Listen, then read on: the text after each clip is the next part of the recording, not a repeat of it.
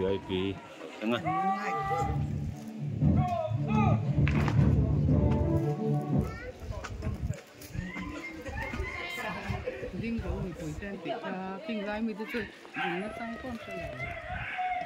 Independence Day lầm na bông hồn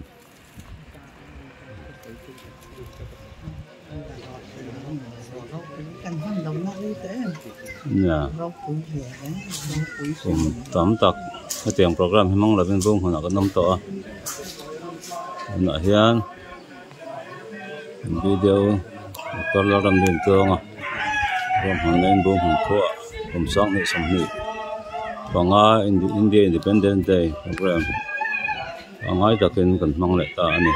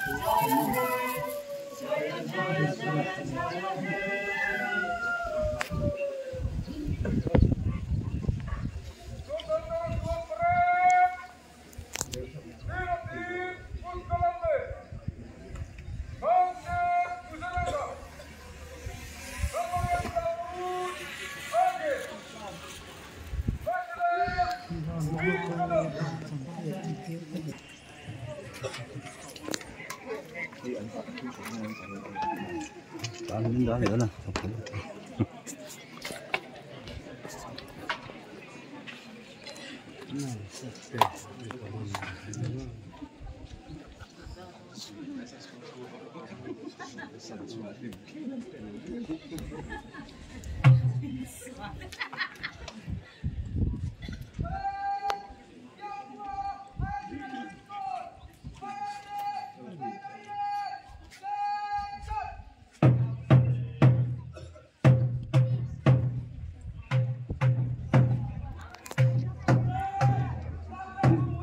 Independence Day celebration parade overall Commander Head Constable Van Albela ano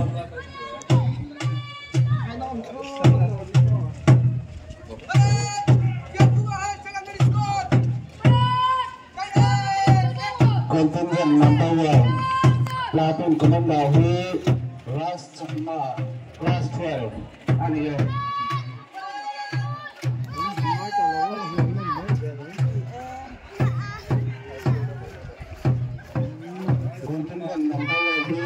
nó vài tiếng nữa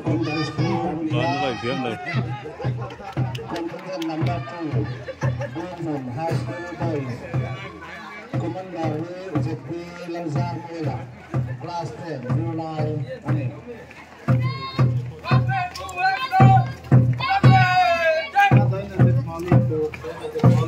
Contingent number 3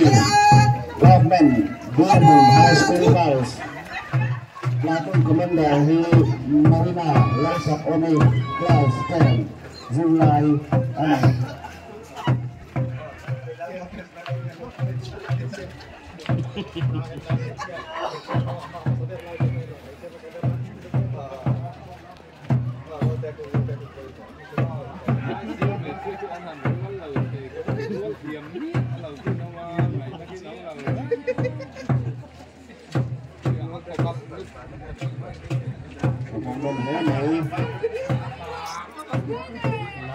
Independence Day sang sumbi pangabo mo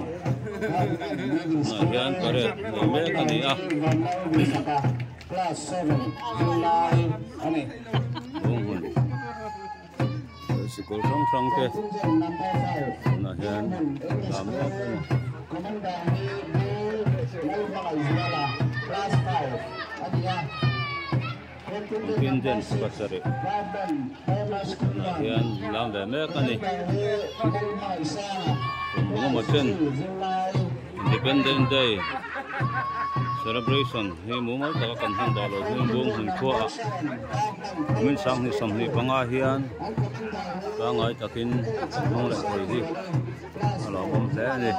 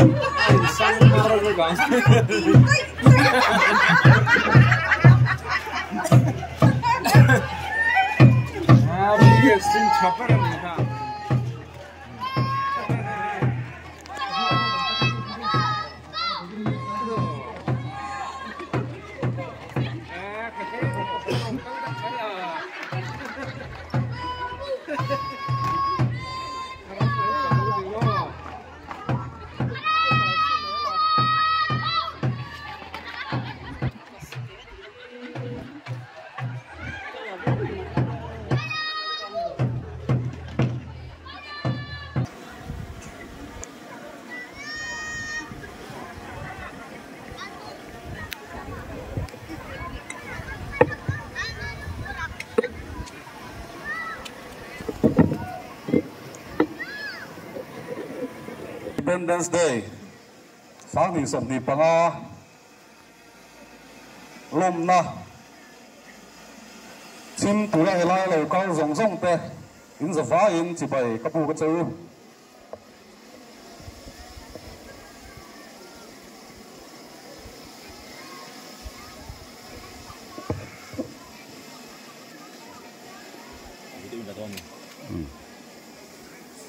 India in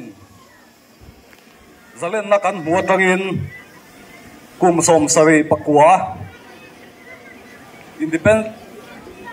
Independence Day voi som sari pakwa na kan lo mang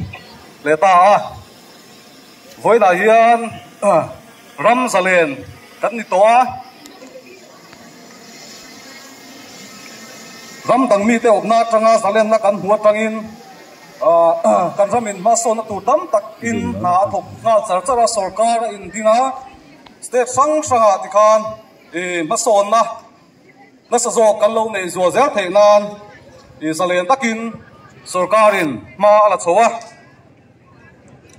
he ni hi sarkar mala na sang mi puite kan laksiat kim tok lo te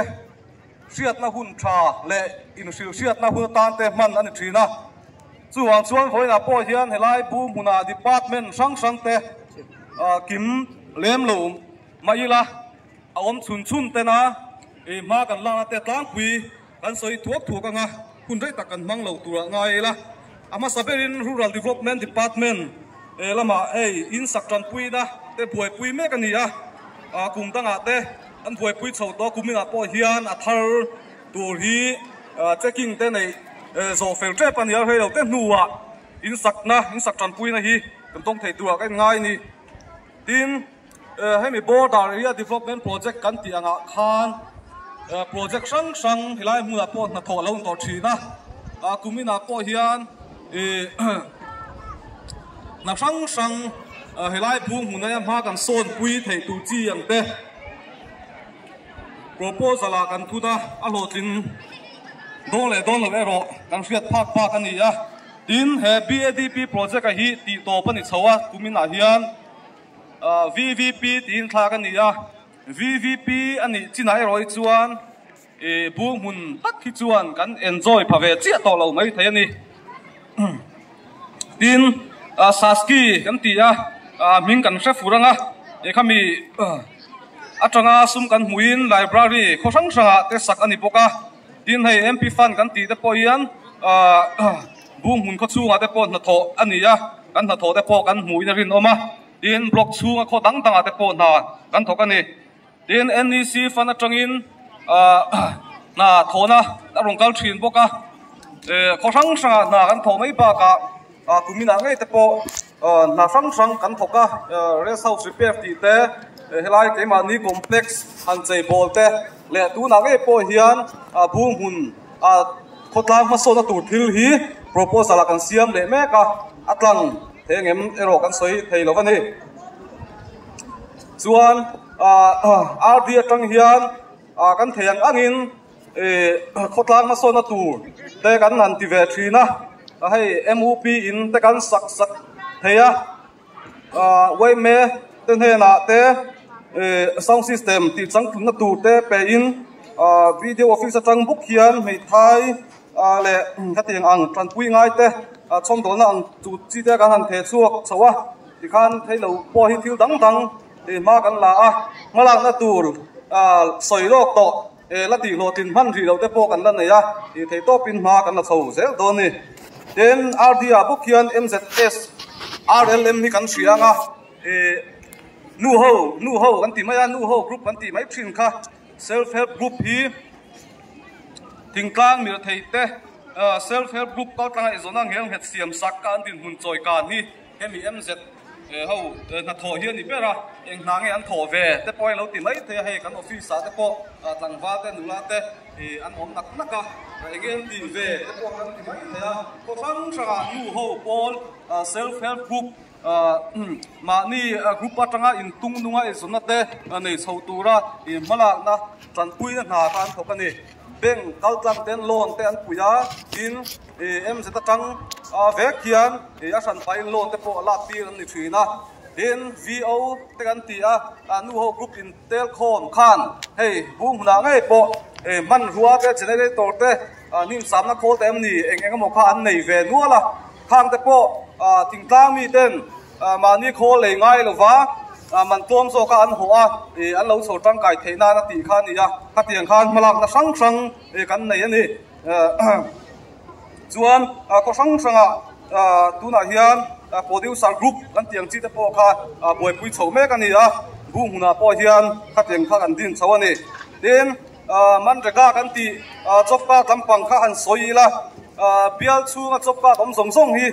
sangthum sali somri panga ni kumina hian waste component moya hian ni som thum pasari in lo na siam to ni ogas hian ni som in lo na siam to boi pui le mek ani din material component moya nuai somli pariat mandon na tho ani to boka ko sang tho ni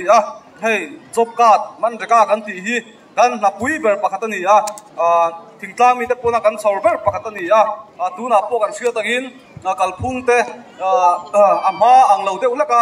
ti ten om chawa thanga po khan khok tu te po kan buai khop me staff te po an buaya mi pui te thok pui na tha te khotlang phoi tu te thok pui na tha te voina hian tharin kan nge ngal pok ani Mizoram Rural Bank Bung Hun branch ti hai kum som pani na lo mang ve de to mai Bung Hun branch ha hian tun kha thenga report khan an branch sa poi salut zong hi cheng vai bel cheviat point nai na ni chuan lo nam pek thua zong hi cheng vai bel chenga chuang ani boka hemi an ne poi salut zat le lo nam pek chua zat khai thin na si de re so kan ti thin hi Mizoram chunga bank te si nga asang pol an ni an thok than tok le ti alang ani chuti lai ro chuan loan rule thalo kan om le thin boka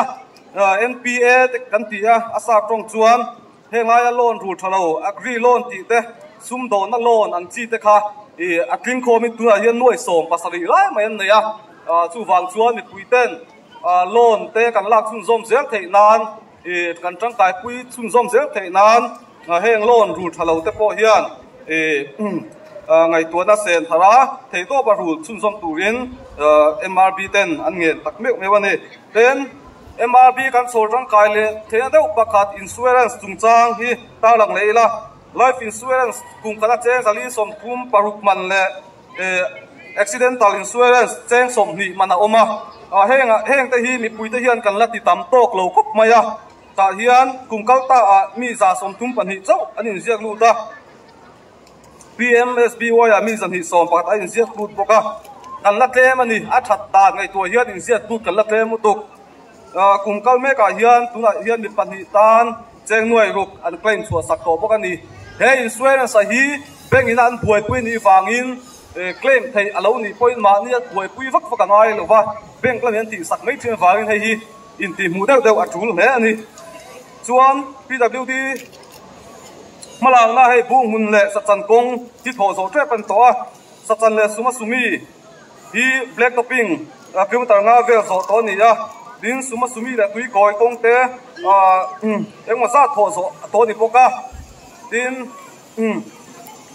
PMJSY phase 4 tuna hian bu mun sa som lai so ma para kalpona kong hi siam thatur malak me kan pokani din apa thoi tanga suman huin bung tlang tu bung hun hi siam tura dila ni ya sangson mu nge be se ni pokani din kumina maintenance action maintenance plana hian akong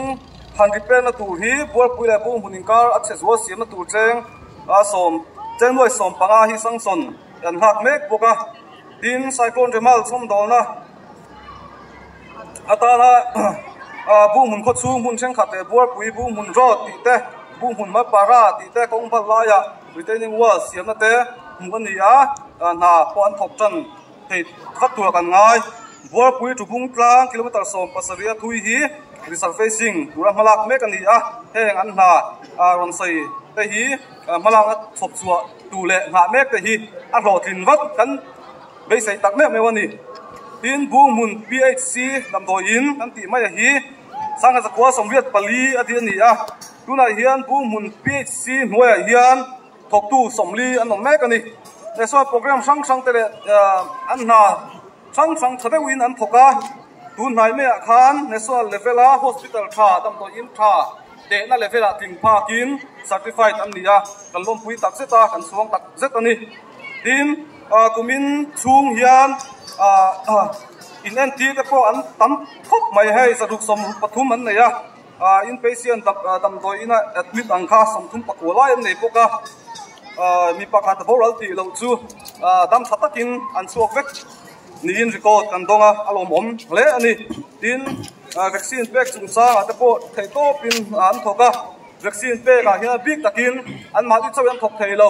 ko tlan foi tu te nu le pa te kan tran rual pui an ngai le ani ti kha kan soi bel ni se chuan ICDS project hi kan nei thakop mai boka sang ka zakwa som sawi panga adin tran ni a ICDS ifung huna hian sang ka zakwa som viet pali borvela ading ni in kan tria a bumun ICDS nuai hian sarkul pathuma oma agan wadi center hi som ru pakwalai kan nei boka ni chuan hei bumun project nuai hian agan wadi center tam tak hi an chei tha chho me ka thil chang kang tak tak an da ni ei filter thadeu te TV te nen lam te an da hang te ka mala na thatak ani ya agan wadi song song an la da the ko be si la in nutrition kan ti me te po dong tu diktak yan don thei nan ma thadu en la zela online mang ten ti anga ya hei facial recognition system te kan ti a chang kang takin ha an thokani fair tak bokin chuan JJM pis di hnuai atangin agan wadi center song song te to tui connection pe kan ni to a then kha pe chuan tui da na syntax te po pe kan ni to a then te po ma na zui zel tura kan be sei tin nu nau pai rai puat te cho tha an tlak sam lo nan an ni ne tu tha sem lama thei to pin ma an la chho zel boka thati wen thok bok ti kha kan soi le ni se den mun sang sanga an na thok tu te le an beneficiary kan wadin hnuai rai por in siak lut te ka tiang si te kha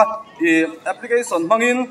phone mangten an fil sui renga mun le mer tang pon bial va fang kher lo poin an lo en dikren ani ti kha kan sapok don nia in hei poi mo le te mai pakat an scheme PMMVY kan ti hi nu nau fati nei ten cheng sanga thodian dong theya phapani na nei mei chian ni phei chuan cheng sang ruk dang an dong le thei bok ani heng te phei hi chu don nge tum tur ani thil thalu tu kan ni bungun police station kan nei a kan huam chunga hian kho som pasari omin case register hi SR case pangat omin charge sheet thelu to ni a kungkal talamala chin fel man lo te po chin fel vek ani to a kumin hian an natural death kan ti ang chi nặn na vel vanga thi ni lo kha mi pahnih kan nei ve a heng te pawh hi a buai pui ngai ang zong zong fel fai takin an buai pui ani thu buai sang sang te pawh chin fel ngai te thei to pin an bo zuia thate win an thok a tin bung mun huam chung he kan sia takin nam sang sang sa ko sang sang om khom kan ya wangin a rual khai te ang bera dan le thu pe te ken ko ni theinan ma an la a khotlang throi tu te an po thong na thatak an nei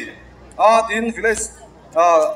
khosang sanga village defense party VDP kan te po kha an tin so pui mek zela heng te hian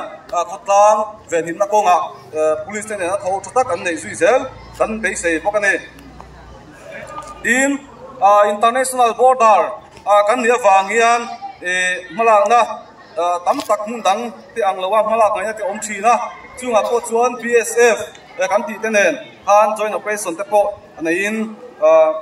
an rem chan da na piak in thei to pin na an thoka tin da le sei chung cha te no pang te chan vo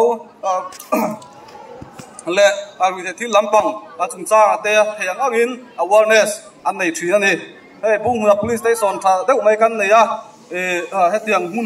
mun kil khor timai ang hetiang kan om chungin case an nei zat te kan han chiara an na tho a chun om ka tia case za chuang kan nei te han ti se chuan kan khotla nun kha chia zia kha lang don ni chu wang chuan case kusum tang po dai lo lek ang kan nei kha le lama chuan alom om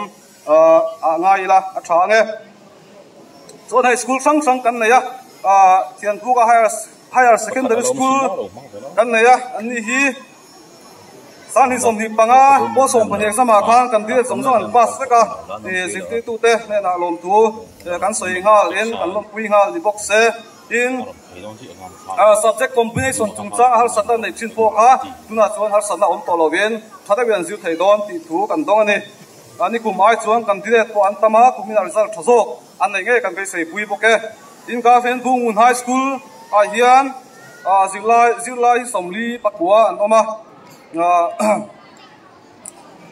high school pass percentage is 60% ania an chan deuh lek angai an chang deuh lek tura po kan be sei e chuan so hostel kalpui mek ania meichia zilai som an oma hei ba ka hian mamo na atama wangin zikti tu thanem ngai na in tikhan fitlem te choin hostel hi mun danga te algam dan in an ti bel nin kan ria lom om hle maya hemi chung changa po hian solai hostel building khum na no pang som nga om len theya tu hi proposal kan siama a lo tiang angem ti chu kan se bi to lo ting ei se kan du khop mai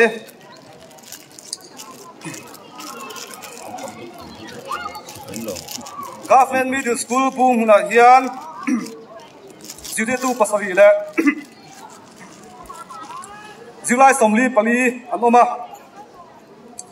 kumina hian ek pat ma ke nam mingin hey eng trong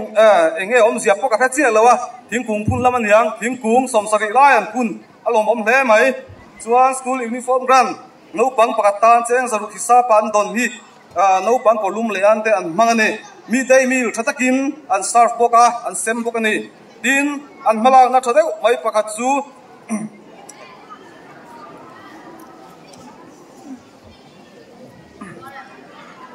kumina hian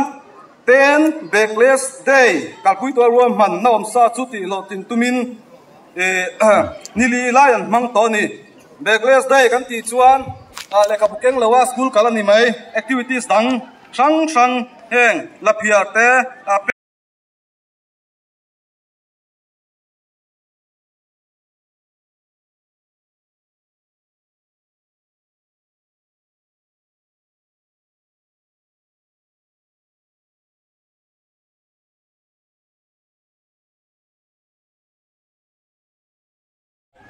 VIP tengah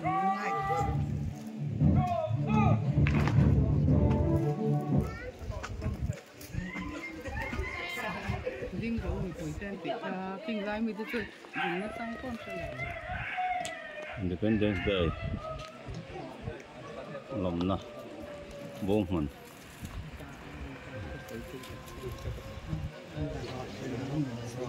Cần vận động nó y tế. Dạ. Tóm tắc cái tiếng program hi mong là bên vùng họ có năm tổ. Nãy hiện video có lo làm điện tương à. Rồi họ lên vùng họ thua, cùng sáng này xong nhỉ. Và ngay India Independence Day program. Và ngay ta cần mong lại ta này.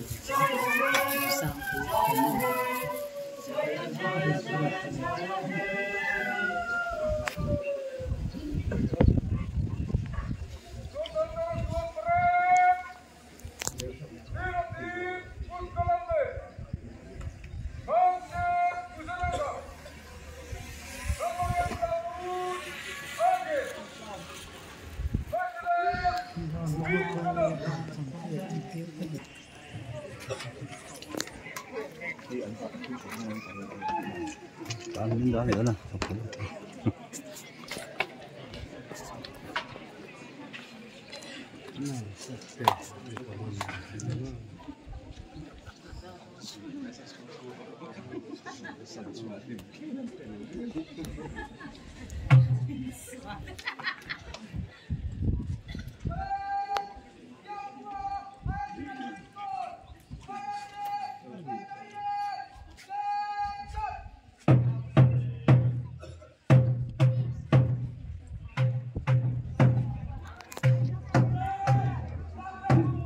Independence Day celebration parade overall Commander Head Constable Van Melbela ano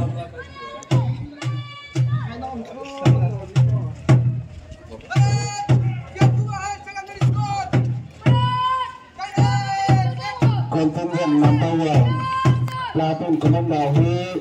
Ras Chakma Class 12 ano yun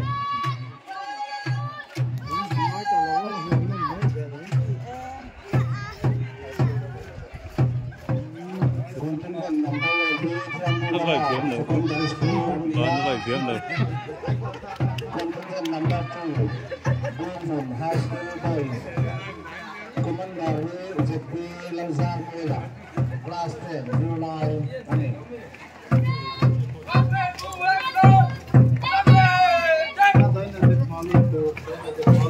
Contingent number 3 Government Bowman High School Boys Platoon Commander Marina Larsak Oni Class 10 July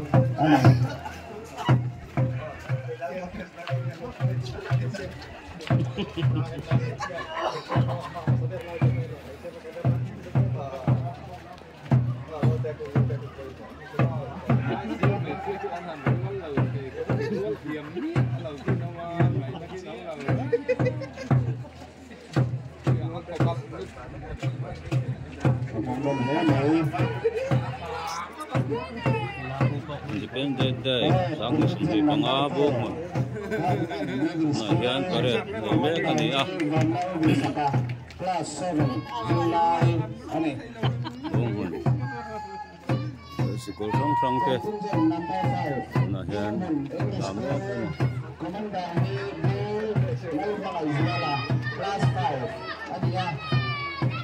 Independence Pasare, hiện làm về mẹ cái này. Mga macen Independence Day celebration hi mumal taka kan hang dalo hi bung hin khua min sang ni sam ni panga hian ta ngai takin mong le khoi hi alo bom hle ni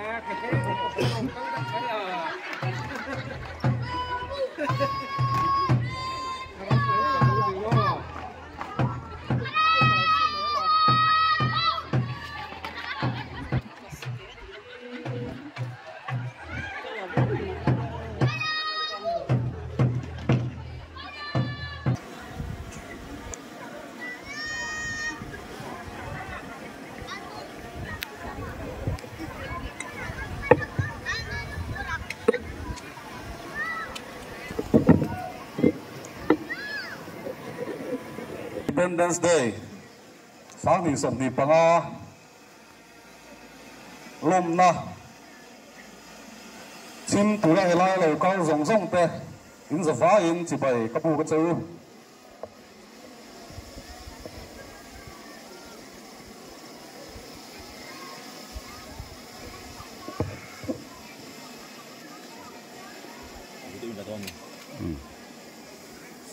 India in zalen na kan mua tangin kum som sari pakwa Independence Day voi som sari pakwa na kan lo mang leta voi na hian ram zalen kan ni toa ram dang mi te opna tanga zalen na kan mua tangin kan ramin maso na tu tam tak in na thok nga charchara sarkar in dinga state sang sanga tikhan maso na sa zo kan lo nei zo zel theinan zalen takin sarkarin ma ala chowa he ni hi sarkar mala na sang sang mi puite kan lak siat kim tok lo te siat na hun tha le in siat na hun tan te man ani thina chuan voi na po hian helai bu muna department sang te kim lem lo maila aom chun te na ma kan la te tlang pui kan soi thuak anga hun rei tak kan mang lo tura ngai la ama saberin rural development department lama in saktan pui na te buai pui me kan nia kum tanga te an buai pui chho to kumina po hian a thar tur hi checking te nei zo fel tre pan ya hei lo te nuwa in saktan pui na hi kan tong thei tura kan ngai ni tin hemi border area development project kan ti anga khan project sang hilai mu po na tho lo to thina kumina po hian na sang hilai pu mu na ma kan son pui thei tu chi ang te proposal a kan thu da a lo tin don lo ero kan fiat phak ani ya tin he BADP project a hi ti to pani chawa kumina hian VVP tin thla kan ni ya VVP ani chinai roi chuan bu mun tak hi chuan kan enjoy phave chi to lo mai thai ani tin saski kan ti ya ming kan hre furanga khami atanga sum kan muin library khosang sanga te sak ani poka tin hei MP fan kan ti te po hian bung hun kho chunga te po na tho ani ya kan na tho te po kan mui na rin oma tin block chunga kho dang te po na kan tho kan ni tin NEC fan atangin na tho na rong kal thin boka kho sang sanga na kan tho mai ba ka kumina ngai te po na sang kan tho ka rest house repair ti te helai ke ma ni complex han chei bol te le tu na ngai po hian bung hun khotlang ma so na tur thil hi proposal kan siam le me ka atlang thengem ero kan soi thei lo ani chuan RD atang hian kan theng angin khotlang ma so na tur te kan han ti ve thina hei MUP in te kan sak theya wei me ten he na te sound system ti chang thun na tur te pe in video office atang book hian mei thai le khatiang ang tran pui ngai te chom do na ang chu chi te kan han the chuak chawa ti khan thei lo po hi thil dang ma kan la a malang na tur soi lok to la ti lo tin man ri lo te po kan la nei a thei to pin ma kan la chho zel do ni then RDA book hian MZS RLM hi kan hrianga nu ho kan ti mai a nu ho group kan ti mai thin kha self help group hi thingtlang mi thei te self help group ka tanga izona ngel het siam sak kan tin hun choi kan hi hemi MZ ho na tho hian ni bera eng na nge an tho ve te poi lo ti mai the he kan office a te po tlangwa te nula te an om nak naka again ti ve te po kan ti mai the ko sang sanga nu ho pol self help group ma ni group atanga in tung nunga izona te nei chho tura mala na tran pui na na kan thokani beng kaltlang ten loan te an puya tin em se ta tang ve kian a san pai loan te po la pi an ni thina tin VO te kan ti a nu ho group in tel khon khan hey bung na ngai po man ruwa te generator te nim sam na khol te am ni eng mo kha an nei ve nuala khang te po tingtang mi ten ma ni khol le ngai lo wa man tom so ka an ho a an lo so tang kai theina na ti khan ni ya ka tiang khan malak na sang sang kan nei ani chuan ko sang sanga tuna hian producer group kan tiang chi te po kha boi pui chho me kan ni a bung huna po hian ka tiang kha kan din chho ani tin man rega kan ti chopka tampang kha han soila bial chunga chopka tom song song hi sangthum zali somli panga ni a kumina hian waste component moya hian ni som thum pasari in lo na siam to ni a gas hian ni som in lo na siam to boi pui le mek ani din material component moya nuai som li pariat mandon na tho ani to boka ko sang sanga na sang tho ni a hey job card man rega kan ti hi kan na pui ber pakhatani a thingtlang mi te pona kan sor ber pakhatani a tu na po kan sia tangin kalphung te ama ang lo te ulaka ti ten om chawa thanga po khan a thok tu te po kan buai khop me staff te po an buai a mi pui te thok pui na tha te khotlang pui tu te thok pui na tha te voina hian tharin kan ngen ngal pok ani Mizoram Rural Bank Bung Hun branch hi ai kum som pani na lo mang ve de to me ya Bung Hun branch ha hian tun kha thenga report a khan an branch sa poi salut zong a hi cheng vai bel cheviat point nai na ni chuan lo nam pek chua zong hi cheng vai bel chenga chuang ani boka hemi an ne poi salut zat le lo nam pek chua zat khai thin na si de re so kan ti thin hi Mizoram chunga bank te singa asang pol an ni an thok than tok le ti alang ani chuti lai ro chuan loan rule thalo kan om le thin boka NPA kan ti asa tong chuan hengai loan rule thalo agree loan ti te sum do na loan an chi te kha a king khomi tu hian nuai som pasari lai mai an nei a chu wang chuan ni puiten loan te kan lak chun zom zel thei nan kan tang kai pui chun zom zel thei nan heng loan rule thalo te po hian ngai tua na sen thara thei to ba rule chun zom turin MRB ten an nge tak mek mewani ten MRB kan sol rang kai le thei deuh pakhat insurance chungchang hi ta lang leila life insurance kum kana cheng zali som kum paruk man le accidental insurance cheng som ni mana oma heng te hi mi pui te hian kan lati tam tok lo khop maya ta hian kum kalta mi za som tum pan hi chau anin ziak lu ta PMSBY mi zan hi som pakhat ain ziak lut boka kan la tlem ani a that ta ngai to hian in ziak lut kan la tlem mutuk kum kal me ka hian tuna hian mi pan hi tan cheng nuai ruk an claim chua sak to boka ni he insurance a hi bank in an buai pui ni wangin claim thei alo ni point ma ni buai pui vak vak an ai lo wa bank la hian ti sak mai thim wangin hei hi in ti mu deuh deuh a tul he ani chuan PWD malang na hei Bung Hun le Sachan Kong ti tho zo tre pan to a Sachan le suma sumi hi black topping kilometer nga vel zo to ni a din suma sumi le tui koi kong te engma sa tho zo to ni poka din PMJSY phase 4 duna hian Bung Hun sa som lai so mar para kalpona kong hi siam thatur malak me kan pokani din na pa thoi tanga suman huin bung tlang chu Bung Hun hi siam tura di la ni a sanction mu ngai be se ni pokani din kumina maintenance action maintenance plan hian akong 100% na tur hi bor puile bu hunin kar a che zo siam na tur cheng a som cheng noi som panga hi sanction an hak mek boka din cyclone remal som dolna atana bu mun kho chu mun cheng khate bor pui bu mun ro ti te bu mun ma para ti te kong phal la ya retaining wall siam na te mun ni a na pon thok chan thei khat tu kan ngai bor pui tu bung tlang kilometer som pasaria thui hi resurfacing pura malak mek ani a heng an na ron sei te hi malak thop chua tu le nga mek te hi a ro thin wat kan be sei tak mek me wani tin bu mun phc lam do in an ti mai hi sanga zakwa somviet pali adi ani a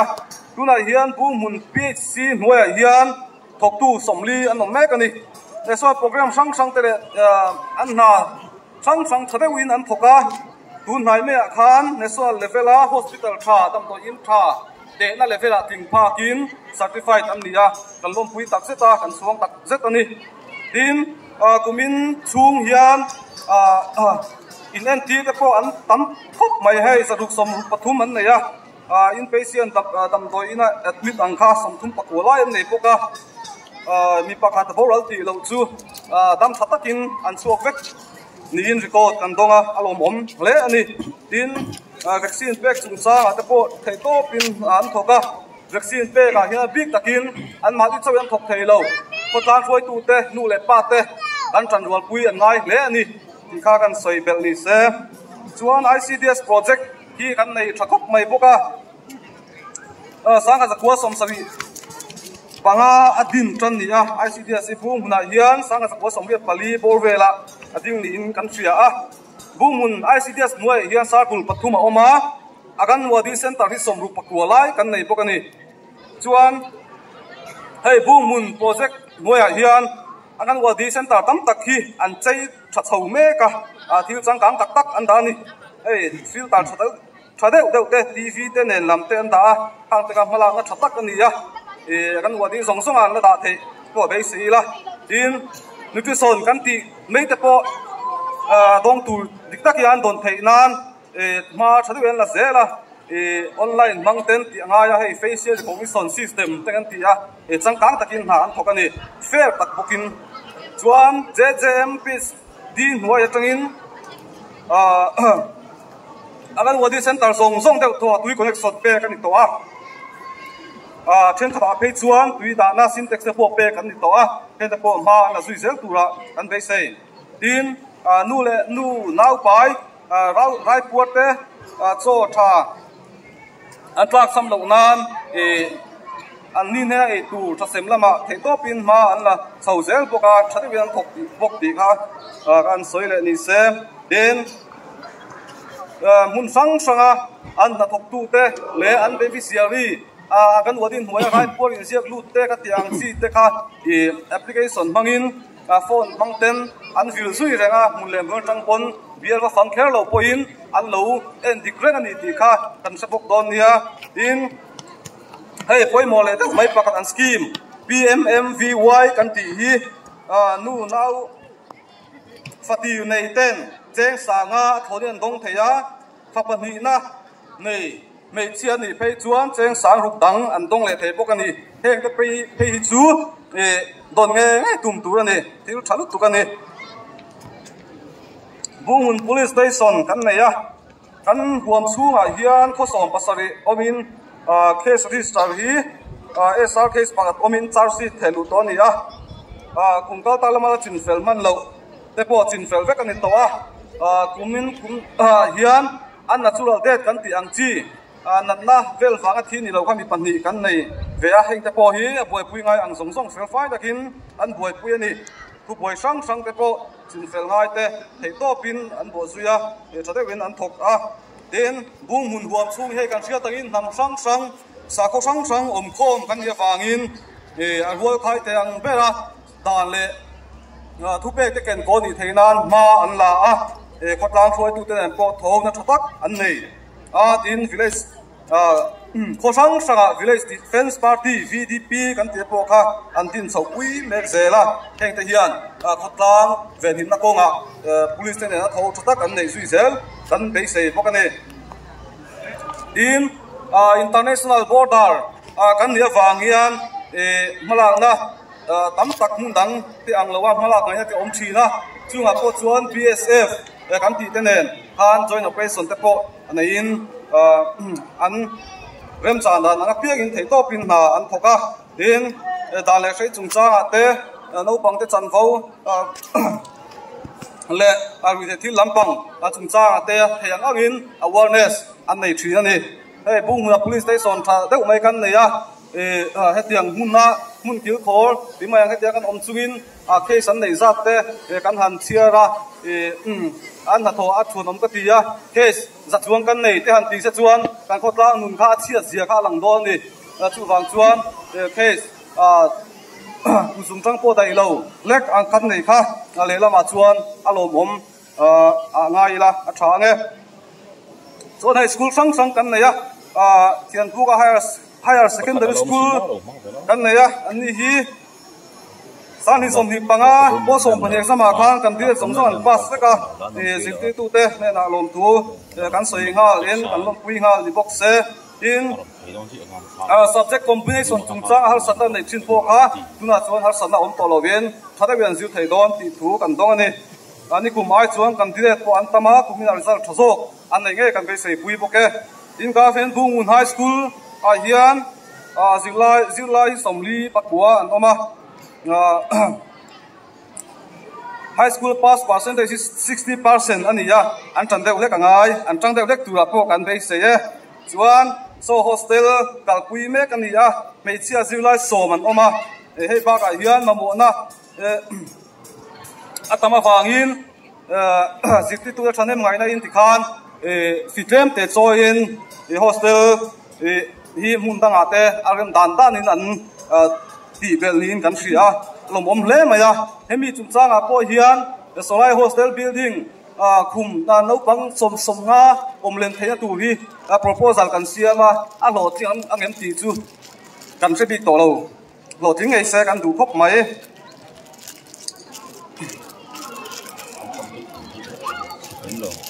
government middle school bung na hian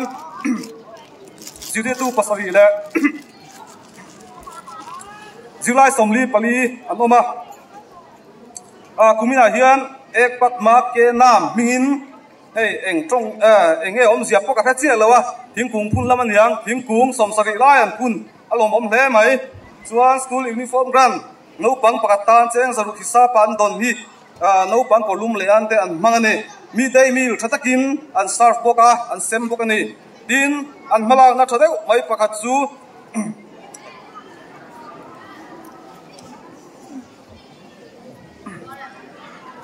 kumina hian 10 backless day kalpui to ro man na om sa chu ti lo tin tumin nili lion mang to ni backless day kan ti chuan le ka bukeng lawa school kalani mai activities dang sang heng la phia te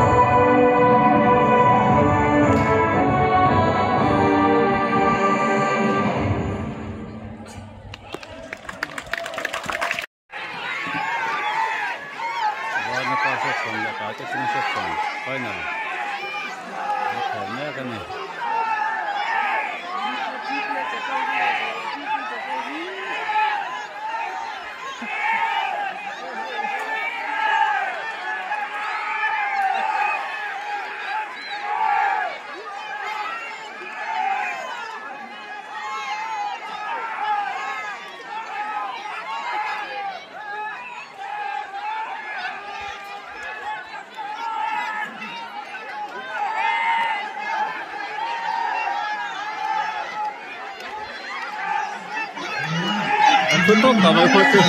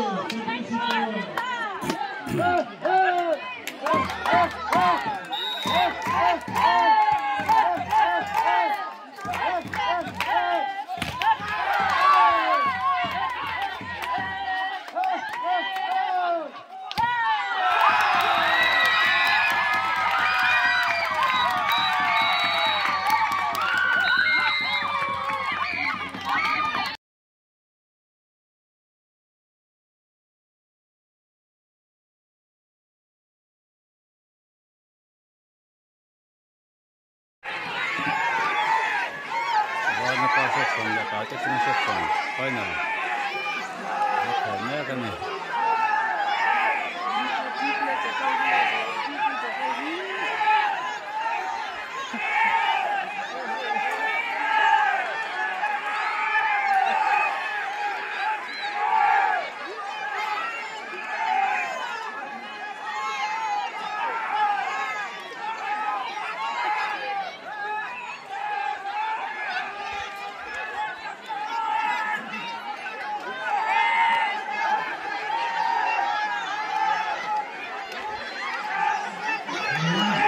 phun thuốc cả mấy phút chứ.